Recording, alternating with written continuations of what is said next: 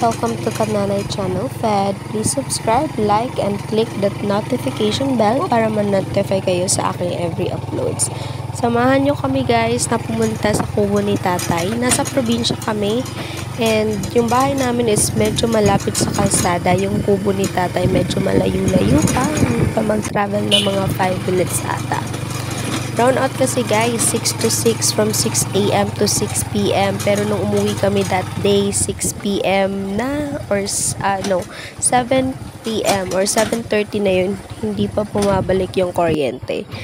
At ayan, need namin yung fresh air kasi ang init-init sa bahay. Pawisin kasi si Arlo.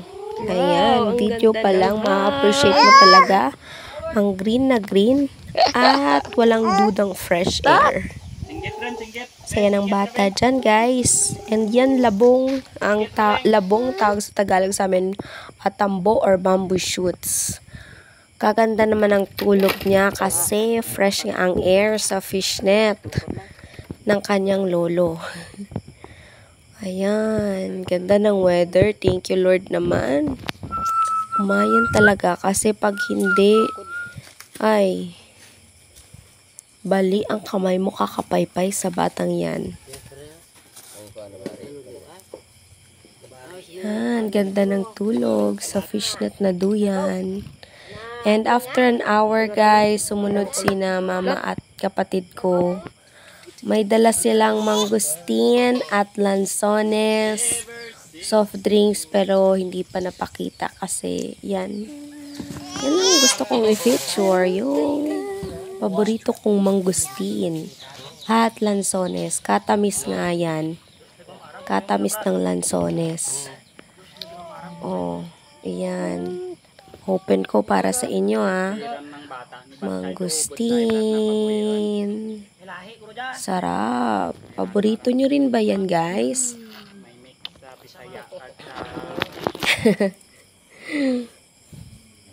And yan yung mga essentials na dinala ko for Arlo.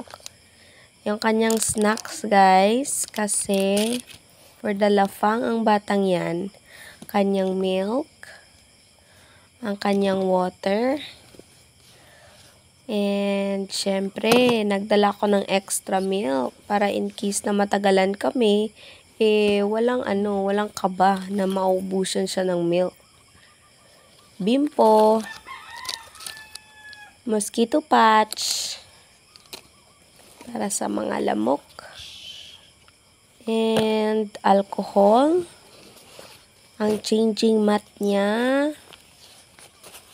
na very useful, and with extra nappy of course.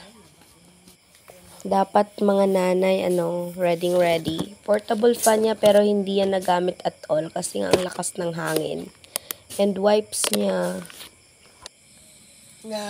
And ayun nga, nagising ang bata sa kanyang mahimbing na pagkakatulog. Ayan, watch lang kami ng napaka-fresh and relaxing na tanawin. Day off ko kasi yan guys. Kaya wala pa akong tulog that time. Pero pawing-pawi ang pagod sa magdamag na trabaho. Kung itong makikita mo sa mga kapwa ko na kapwa nanay na taga-probinsya, ayan, anong nagpaparelax sa inyo? Diba mga ganitong tanawin guys, diba? Kasi tayong mga nanay, need rin nating mag-relax pag may time. Di basta-basta ang magtrabaho at mag-alaga ng anak. Ayun, hi. Hello.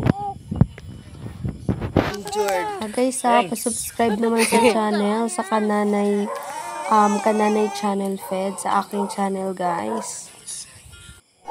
Hi.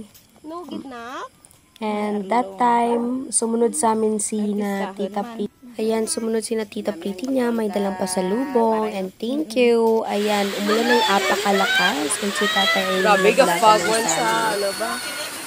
Kain tayo.